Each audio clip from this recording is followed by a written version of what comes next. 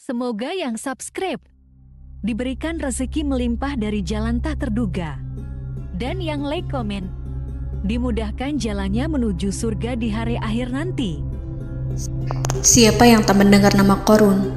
Dia adalah seorang sosok kaya raya di zaman Nabi Musa yang namanya melegenda hingga sekarang. Kisahnya diabadikan dalam Al-Quran, bahkan menjadi peribahasa atau ungkapan di masyarakat guna menggambarkan seseorang yang mirip dengan tabiatnya atau menisbatkan harta yang ditemukan terpendam dalam tanah sebagai harta Qorun. Qorun adalah miliarder kaya raya yang hidup sejaman dengan Nabi Musa. Saking kaya rayanya, Qorun setiap kali keluar dari rumahnya, ia didampingi dengan 300 pelayan laki-laki dan 300 pelayan perempuan. Qorun juga dikawal oleh 4.000 pengawal yang diiringi 4.000 binatang ternak ditambah 60 ekor unta yang khusus membawa kunci-kunci gudang penyimpanan harta kekayaannya itu. Itu dilakukan semata-mata sebagai bentuk kesombongan bahwa dialah manusia paling kaya, paling terhormat, dan memiliki pengikut setia. Ia merasa lebih mulia dibandingkan Nabi Musa alaihissalam. Orang-orang tentu saja akan penasaran seberapa banyak harta kekayaan Qorun jika pengawal dan pembawa kunci gudang kekayaannya sebanyak itu. Lalu berapa banyakkah harta yang dimiliki Qorun yang disimpan di dalam gudangnya tersebut? Sebelum saya melanjutkan, dimohon untuk menonton video ini sampai selesai supaya tidak ada kesalahpahaman dalam memahami isi cerita, serta mohon bantu channel ini semakin berkembang dengan cara tekan subscribe dan silakan tinggalkan like serta komen positifnya. Semoga dukungan pemirsa Risalah Kehidupan bernilai pahala dan menjadi wasilah dimudahkannya segala urusan pemirsa sekalian. Pemirsa Risalah Kehidupan, di zaman sekarang banyak orang yang mengistilahkan rezeki yang tak terduga dengan istilah harta Qorun. Lalu dari manakah sumber harta kekayaan Qorun yang sangat luar biasa itu? Serta di manakah Qorun dan hartanya ditenggelamkan? Siapakah Qorun dan bagaimana kisahnya dengan Nabi Musa? Qorun merupakan kaum Nabi Musa alaihissalam. Disebutkan oleh Ibnu Jurayj, nama lengkap Qorun adalah Qorun ibnu Yashar, ibnu Qahis, ibnu Lawi, ibnu Yakub. Ia merupakan putra paman atau sepupu Nabi Musa alaihissalam. Pasalnya, Nabi Musa alaihissalam sendiri adalah putra Imran, sedangkan Imran adalah putra Qahis. Dengan kata lain, Qorun masih satu kakek dengan Nabi Musa alaihissalam, yakni kakek Qahis. Ia adalah umat Nabi Musa yang taat. Tidak hanya memiliki banyak harta, Qorun juga termasuk orang yang cerdas dan berilmu. Ia menguasai ilmu duniawi dan ilmu ukhrawi, dan tercatat bahwa Qorun adalah ahli di bidang kimia. Dirinya tercatat sebagai ahli kitab Taurat setelah Nabi Musa. Kepandaian Qorun dalam ilmu agama membuat dirinya sering disebut dengan ilmu nawir, atau orang yang memberi cahaya dan penerangan. Suaranya terkenal merdu dalam membaca kitab Taurat. Selain itu, Qorun juga lihai dalam berbisnis. Ia mengetahui trik investasi yang menguntungkan, serta jalur perdagangan internasional yang strategis di zamannya. Kekayaan Qorun begitu banyak, sebagaimana tercatat dalam surat Al-Qasas ayat 76. Sesungguhnya Qorun termasuk kaum Musa, tetapi dia berlaku aniaya terhadap mereka. Kami menganugerahkan kepadanya perbendaharaan harta yang kunci-kuncinya sungguh berat dipikul oleh sejumlah orang-orang yang kuat. Dalam riwayat Kaisamah disebutkan, kunci gudang kekayaan Qorun dibutuhkan 60 bigol atau sejenis kuda kecil. Ukuran kuncinya sebesar jari, bahannya terbuat dari kulit, dan setiap kunci digunakan untuk satu gudang. Maka keluarlah Qorun kepada kaumnya dalam kemegahannya.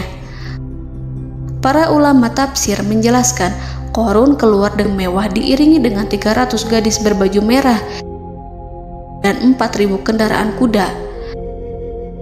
Tak heran, iring-iringan Qarun itu mengundang decak kagum mereka yang gandrung terhadap harta kekayaan. Sebagaimana yang terekam dalam ayat Al-Quran, moga-moga kiranya kita mempunyai seperti apa yang telah diberikan kepada Qarun. Sesungguhnya ia benar-benar mempunyai keberuntungan yang besar. Quran Surat Al-Qasas ayat 79. Namun tak sedikit kaumnya yang mengingatkan. Ingatlah ketika kaumnya berkata kepadanya, janganlah engkau terlalu bangga, sesungguhnya Allah tidak menyukai orang-orang yang terlalu membanggakan diri atau farihin. Ulama menafsirkan istilah farihin di sana juga berarti takabur, zolim, berbuat kerusakan, arogan, dan tak mau bersyukur terhadap nikmat.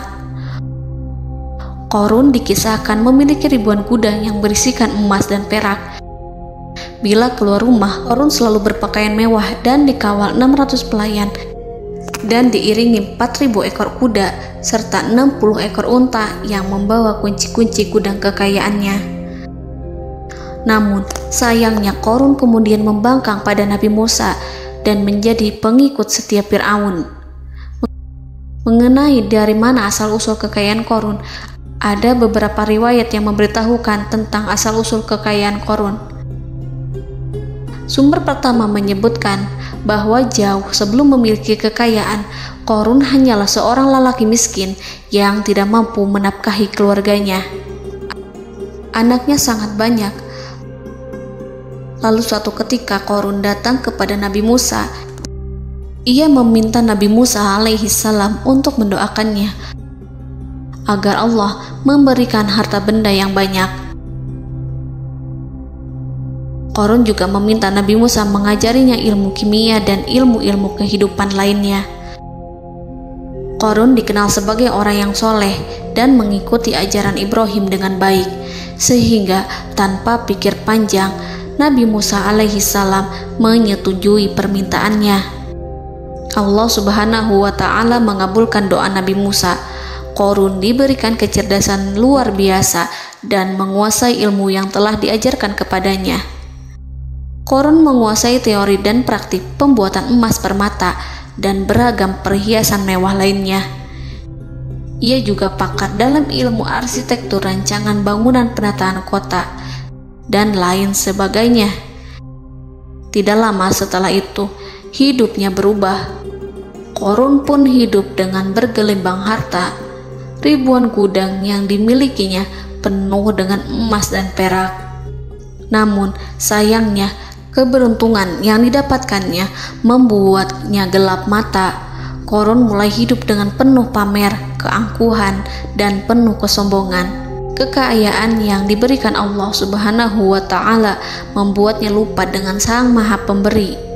Qarun merasa lebih terhormat dan mulia dibandingkan Nabi Musa. Ia pun akhirnya membelot dan durhaka pada Musa. Ia mengingkari janji-janjinya dulu dan beralih menjadi pengikut Fir'aun yang setia. Loyalitas Qarun terhadap Fir'aun membuatnya diangkat menjadi kepala mandor yang membawahi ribuan pekerja. Dikisahkan bahwa Qarun bersikap semena-mena terhadap para pekerja. Ia tega memotong upah mereka. Ia melakukan korupsi demi membangun istana dan kemegahannya sendiri, dan untuk membangun gudang-gudang penyimpanan harta yang telah ia kumpulkan jauh-jauh hari. Ketika datang perintah zakat, Nabi Musa alaihi salam pergi menemui Qarun dan memerintahnya mengeluarkan zakat sebesar 1 dinar dari setiap 1000 dinar hartanya, 1 dirham dari setiap 1000 dirham, 1 kambing dari setiap 1000 kambing, dan seterusnya. Setelah Qarun menghitung seluruh hartanya, ternyata jumlah zakatnya sangat besar. Kekikirannya pun mulai menghalangi hatinya untuk mengeluarkan zakat. Qarun enggan membayar zakat ketika Nabi Musa alaihissalam menagih zakat yang diperintahkan oleh Allah untuk ditunaikan olehnya. Ketika Qarun dimintai zakat, ia langsung marah dan tidak memberikan sedikit pun kekayaannya. Dia berpikir bahwa harta kekayaan yang dimilikinya didapat dari hasil kerja dan usahanya, dan tidak ada kaitannya dengan siapapun, termasuk Allah Subhanahu wa Ta'ala. Janji Qarun untuk lebih taat beribadah dan membantu sesama jika diberi kekayaan oleh Allah dilupakannya. Dia mempergunakan kekayaannya tersebut dalam kesesatan, kezoliman, dan permusuhan, sehingga membuatnya menjadi sombong dan terlena. Orang-orang beriman pada masa itu sering menasihati Qarun untuk bersyukur atas nikmat yang telah Allah berikan, tetapi dia tidak mengindahkan nasihat tersebut. Dari sikapnya tersebut sudah jelas bahwa Qarun tidak membutuhkan nasihat kebenaran, bahkan merasa tidak takut dengan ancaman Allah. Sebab Qarun merasa sudah memiliki segalanya.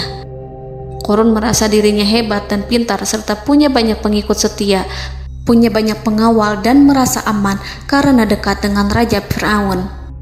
Qarun berkata, "Sesungguhnya aku mendapatkan harta ini karena ilmu yang ada padaku." Qarun sangat sombong. Ia merasa hartanya didapatkannya sendiri tanpa campur tangan dan kehendak Zat yang Maha Kaya, yakni Allah Subhanahu wa Ta'ala. Apakah Qarun lupa ataukah ia tidak tahu bahwa Allah telah membinasakan orang-orang sombong sebelumnya yang bahkan lebih kuat darinya, yang lebih kaya darinya, yang lebih banyak pengawalannya, lebih kokoh dan tak terkalahkan dibanding dirinya? Karena terdorong sifat kikir dan angkuh, maka Qarun membuat rencana untuk melakukan tipu daya agar dia terlepas dari kewajiban membayar zakat. Dia ingin menjatuhkan nama baik dan citra baik Nabi Musa. Kemudian dia mengumpulkan tokoh-tokoh konglomerat Bani Israel.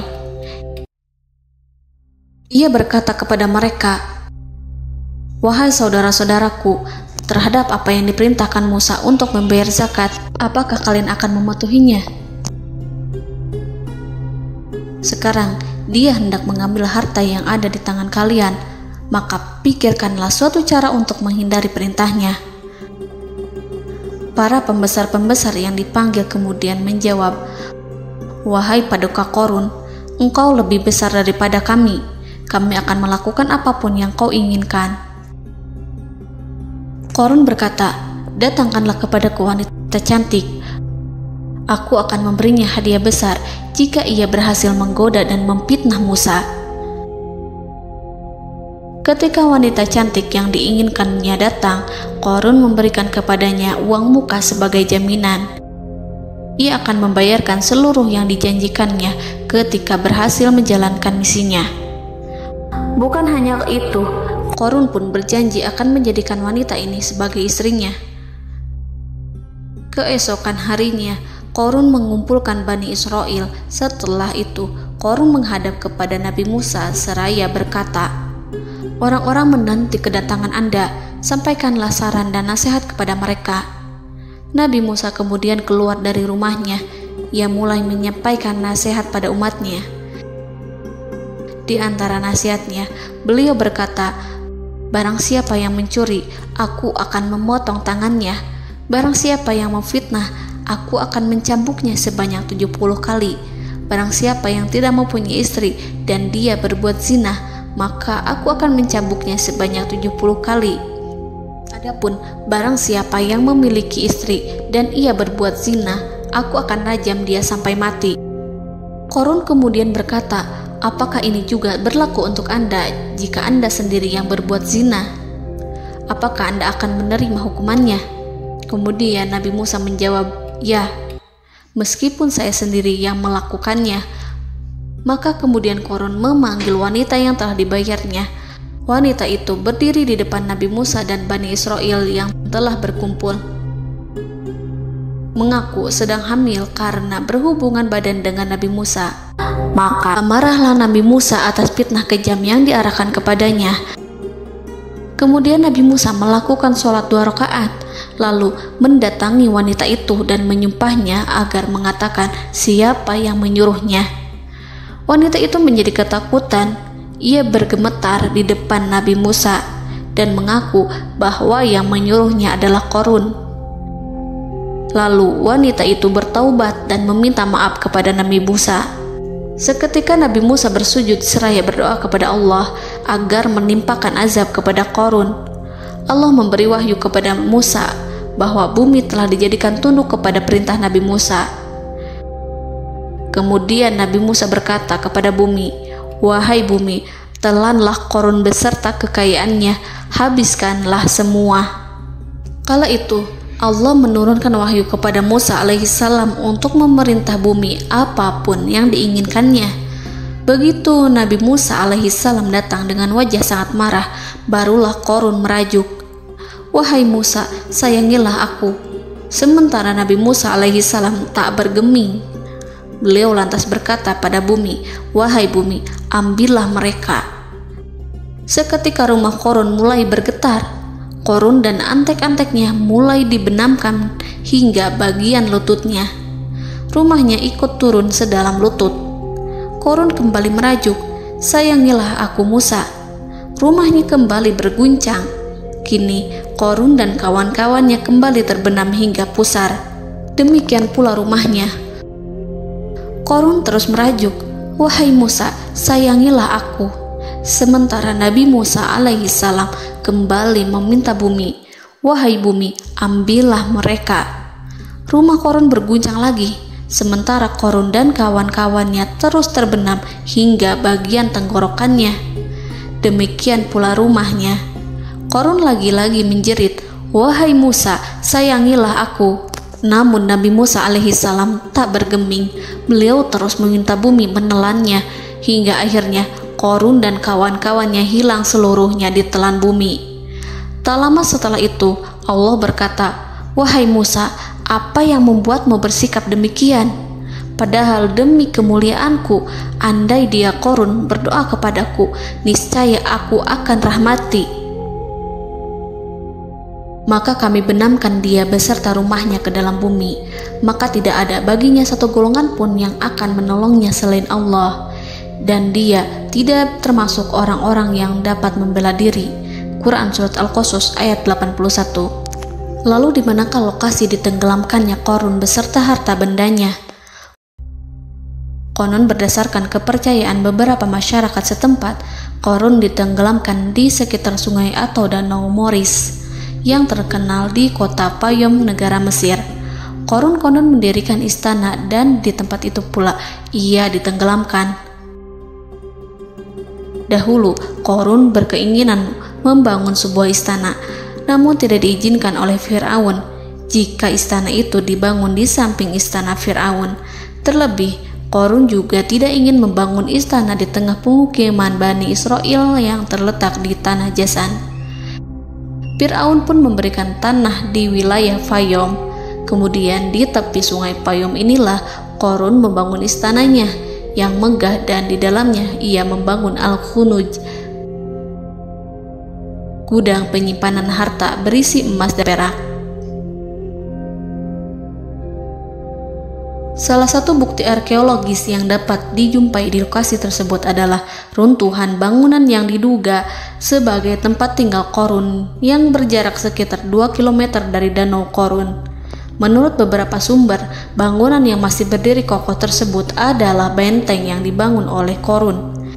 Namun ada juga yang mengatakan bahwa bangunan tersebut adalah tempat tinggalnya. Wallahu a'lam. Semoga kita semua dijadikan orang yang Allah mampukan menjadi orang kaya namun tidak seperti Qarun,